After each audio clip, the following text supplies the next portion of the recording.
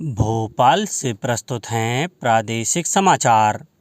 नमस्कार, समाचारों के साथ मैं जितेंद्र रघुवंशी। पहले मुख्य समाचार। देश में जल्द ही बनेगी एकीकृत स्वास्थ्य नीति। स्वास्थ्य और आयुष मंत्रालय कर रहे हैं संयुक्त पहल। मुख्यमंत्री तीर्थ दर्शन योजना में 21 मई को पहली बार हवाई जहाज से तीर्थ यात्रा के लिए रवाना होंगे तीर्थयात्री। नगरीय निकायों और त्रिस्तरीय पंचायतों के उपनिर्वाचन का कार्यक्रम जारी। और खेल मंत्री अनुराग सिंह ठाकुर ने प्रदान किए राष्ट्रीय खेल पुरस्कार विजेताओं को प्रशस्ति पत्र और पुरस्कार।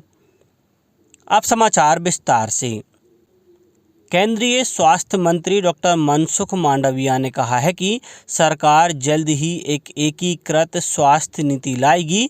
यह स्वास्थ्य मंत्रालय और आयुष मंत्रालय की एक संयुक्त पहल है।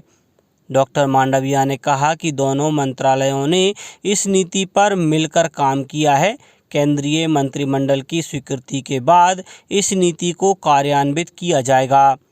डॉक्टर मांडविया ने नई दिल्ली में 2 दिवसीय राष्ट्रीय आयुष मिशन संगोष्ठी के शुभारंभ के बाद लोगों को संबोधित करते हुए यह बात कही। इस मिशन का उद्देश्य भारत की आयुष्मान भारत योजना के हिस्से के रूप में आयुष स्वास्थ्य आरोग्य केंद्रों के जरिए देश भर में आयुष स्वास्थ्य सेवाओं की उपलब्धता, पहुंच और गुणवत्ता बढ़ाना है। प्रधानमंत्री नरेंद्र मोदी 3 देशों जापान, पापुआ न्यू गिनी और ऑस्ट्रेलिया की यात्रा पर रवाना होंगे। श्री मोदी 19 मई से 21 मई के बीच जापान में प्रधानमंत्री फूमियो किशिदा के G7 शिखर बैठक के दौरान आमंत्रण पर हिरोशिमा जाएंगे। शिखर बैठक में प्रधानमंत्री G7 के सत्रों में भागीदार देशों के साथ शांति, स्थिरता और भोजन, उर्वरक और ऊर्जा सुरक्षा जैसे विषयों पर चर्चा करेंगे।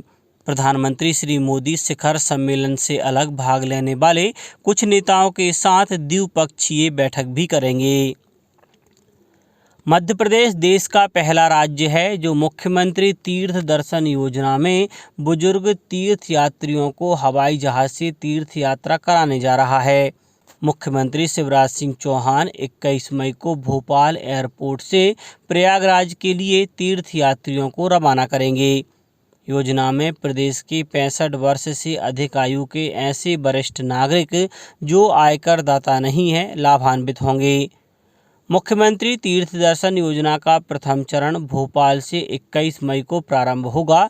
इसी क्रम में 23 मई को आगरमालवा जिले के तीर्थयात्री इंदौर एयरपोर्ट से शिरडी, 25 मई को बैतूल जिले के तीर्थयात्री भोपाल एयरपोर्ट से मथुरा वृंदावन, 26 मई को देवास के तीर्थयात्री इंदौर एयरपोर्ट से शिरडी जाएंगे।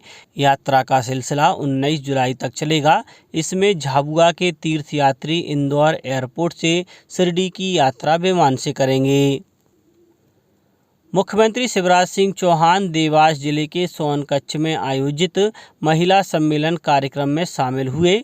इस कार्यक्रम में मुख्यमंत्री ने विभिन्न विकास कार्यों का लोकार्पण और भूमि पूजन करते हुए राष्ट्रीय ग्रामीण आजीविका मिशन के तहत देवास जिले के 255 स्वयं सहायता समूह को 6 करोड़ 21 लाख रुपए की राशि वितरित की। इस दौरान उन्होंने प्रसूति सहायता, आवासीय अधिकार पत्र योजना के साथ लाडली लक्ष्मी योजना के हितग्राहियों को हितलाभ भी वितरित किया। मुख्यमंत्री ने सभा को संबोधित करते हुए कहा कि हमारी सरकार ने हर महीने 2.5 लाख लोगों को रोजगार देने का लक्ष्य रखा है। इसके साथ ही शिक्षित बेरोजगारों को भी काम करने की सुविधा देंगे। उन्होंने कहा कि सरकार जल्द ही शिक्षा तथा पुलिस विभाग में भर्ती करने जा रही है। मुख्यमंत्री ने देवास जिले में लैंड पूलिंग योजना निरस्त करने की घोषणा की। राज्य निर्वाचन आयोग द्वारा नगरीय निकायों एवं त्रिस्तरीय पंचायतों के उपनिर्वाचन का कार्यक्रम जारी कर दिया गया है। मतदान 13 जून को होगा। संबंधित क्षेत्र में आदर्श आचरण संहिता प्रभावशील हो गई है। राज्य निर्वाचन आयोग सचिव राकेश सिंह ने बताया कि निर्वाचन की सूचना का प्रकाशन तथा नाम निर्देशन पत्र प्राप्त करने का कार्य 23 मई को शुरू होगा। नाम निर्देशन पत्र लेने की अंतिम तारीख 30 मई है। नाम निर्देशन पत्रों की जांच 31 मई को होगी। नगरीय निकायों में मतदान 13 जून को सुबह 7 से शाम 5 बजे तक होगा। पंचायतों में सुबह 7 से अपराह्न 3 बजे तक मतदान होगा। परिणामों की घोषणा 16 जून को सुबह 9 बजे से होगी। सहकारिता एवं लोक सेवा प्रबंधन मंत्री डॉक्टर अरविंद सिंह भदौरिया और संस्कृति एवं पर्यटन मंत्री सुश्री उषा ठाकुर ने महाराणा प्रताप जयंती 22 मई को राज्य स्तरीय समारोह के आयोजन स्थल का निरीक्षण किया। समारोह मोतीलाल नेहरू स्टेडियम भोपाल में होगा। उन्होंने समारोह स्थल पर आगंतुकों की बैठक व्यवस्था, मंच, वाहन पार्किंग और अन्य व्यवस्थाओं के संबंध में आवश्यक निर्देश दिए। प्रदेश कांग्रेस अध्यक्ष और पूर्व मुख्यमंत्री कमलनाथ ने कहा है कि मध्य प्रदेश में कांग्रेस की सरकार आने पर 100 यूनिट तक बिजली बिल माफ़ किए जाएंगे और 200 यूनिट के लिए बिल हाफ होगा।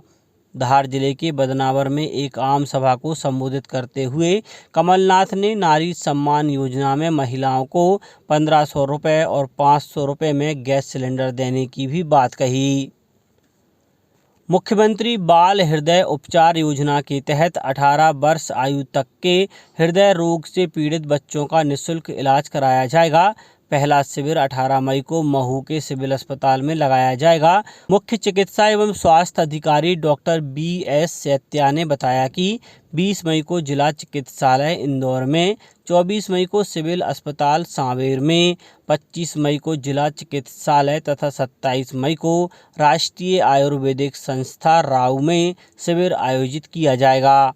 शिविरों में बच्चों का निःशुल्क स्क्रीनिंग कर 2D इको किया जाएगा। गौरतलब है कि मुख्यमंत्री जन सेवा अभियान 10 मई से प्रारंभ हुआ था। यह अभियान 31 मई तक चलेगा। युवा कार्यक्रम और खेल मंत्री अनुराग सिंह ठाकुर ने नई दिल्ली में राष्ट्रीय खेल पुरस्कार विजेताओं को प्रशस्ति पत्र और पुरस्कार प्रदान किए। निशानेबाज अंजुम मौदगिल, हॉकी कोच सरपाल सिंह और दिवंगत टेनिस कोच नरेश कुमार के परिवार के सदस्यों ने ये पुरस्कार ग्रहण किए। वर्ष 2019 का अर्जुन पुरस्कार अंजुम मौदगिल को, हॉकी कोच सरपाल सिंह को 2021 का द्रोणाचार्य पुरस्कार दिया गया। स्वर्गीय नरेश कुमार की ओर से उनकी पोती शिवानी मीरचंदानी ने अपने दादा का 2020 का द्रोणाचार्य पुरस्कार प्राप्त किया। अमेजन वेब सर्विस ने वर्ष 2030 तक भारत में क्लाउड अवसंरचना में $12.7 बिलियन निवेश करने की घोषणा की है। अमेजन वेब सर्विस ने कहा है कि भारत में डेटा सेंटर अवसंरचना में सुनियोजित निवेश प्रत्येक वर्ष भारतीय व्यवसाय में 1,31,700 औसत नौकरियों को समर्थन देगा। यह प्रस्तावित निवेश ऐसे समय में आया है जब भारत बड़ी कंपनियों के निवेशों को आकर्षित करने का प्रयास कर रहा है। अंत में मुख्य समाचार एक बार फिर। देश में जल्द ही बनेगी एकीकृत स्वास्थ्य नीति। स्वास्थ्य और आयुष मंत्रालय कर रहे हैं संयुक्त पहल।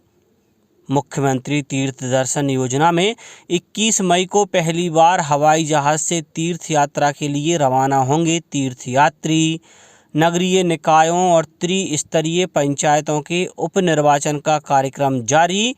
और खेल मंत्री अनुराग सिंह ठाकुर ने प्रदान किए राष्ट्रीय खेल पुरस्कार विजेताओं को प्रशस्ति पत्र और पुरस्कार। इस बुलेटिन में इतना ही। घर पर रहिए, सुरक्षित रहिए और सुनते रहिए प्रादेशिक समाचार। नमस्कार।